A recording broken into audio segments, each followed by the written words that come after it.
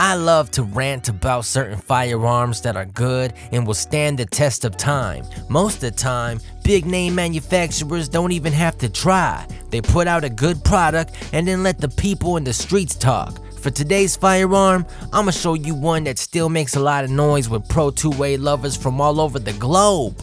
But for some strange reason, this big brand decided to halt all production and completely move on to other things. So let's go ahead and de-sandwich this bad boy that I'm talking about in the firearms playlist, y'all.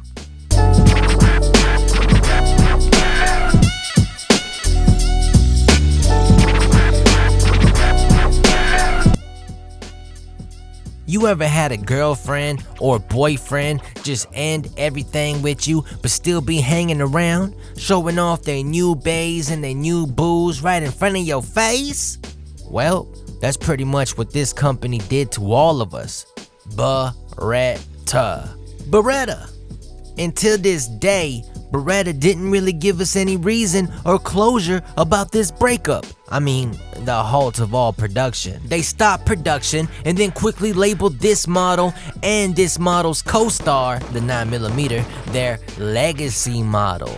Man, that's just a fancy way of saying discontinued. Anyway, it's this pistol right here. Boom! The Beretta APX. Now, even though the APX has left us high and dry, Beretta still has parts available on their website, and they still allow you to download the spec sheet and the manual on their website. So it's like it didn't really leave us. It's like your ex still leaving y'all's pics and videos up all over their social media. Now, I know a lot of you are going to say, oh, it's discontinued because the whole military contract thing. But that ain't exactly true. Did you know Beretta was actually working on the APX model way before the MHS program even took place? That's right, the U.S. Army's Modular Handgun System program for choosing a new handgun for our soldiers, which 6 Hours P321, just happened to take place right around the same time the APX was starting to say hello to the world. People just automatically assumed Beretta was working on the APX model for that contract, but nah. They did have the military and law enforcement in mind while designing and manufacturing the APX model, but nope, Beretta just really wanted to deliver a firearm that focused less on looks and more on reliability and function, while still being affordable for the public.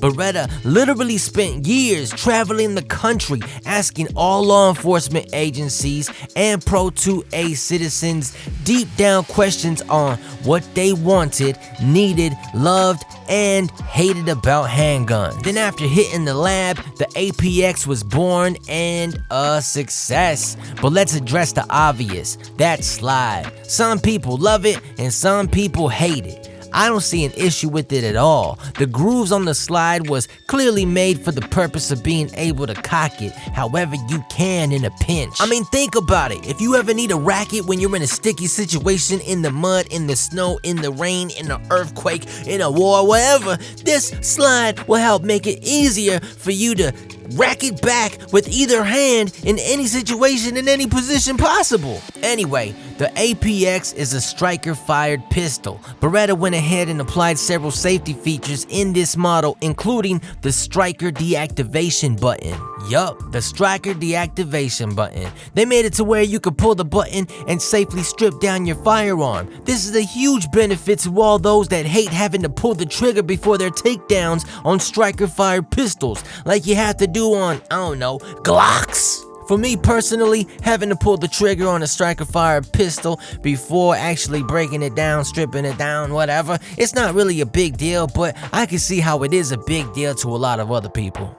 I just love the feel of the APX. It does come with 3 interchangeable back straps so users can install what best fits their dirty little or their dirty big hands. As you possibly know by now, I love finger grooves, and this has that, so that's a plus. This specific APX model in my hands is a 40 cal with a 4.25 inch barrel length, a 5.6 overall height, a 7.55 inch overall length, and a 1.3 inch overall width. While unloaded, it weighs approximately 820 grams or close to 29 ounces. This thing is sweet, but I do have to say I am a tad bit confused about this little breakup. Whoops, I mean Beretta ending things with our APX fling. I mean Beretta's discontinuing production, damn it. See, there's literally talks going on right now of a 45 cal model coming out in the APX lineup, and Beretta is still selling parts for the APX. So, is it really discontinued? Is it really a legacy model? I don't know. Maybe there's something legal going on behind closed doors that we don't know about or need to know about. So maybe this no longer in production announcement is only temporary. I don't know, but I do know I like this firearm. In my opinion, this is a great firearm to own as your first time pistol ever, or for any of you vets out there. And if you're turned off by the fashion and design of the slide and that's the only thing holding you back from making one yours, well, that's just foolish to me. That's like passing up the love of your life or even your soulmate just because they got a bumpy mole on their neck. Oh wait up. Or it's like passing them up because they got a rough, rugged, callous hand. I say that as a better comparison because 9 times out of 10, a rough, rugged, callous hand usually belongs to a person that's willing and able and being putting in work.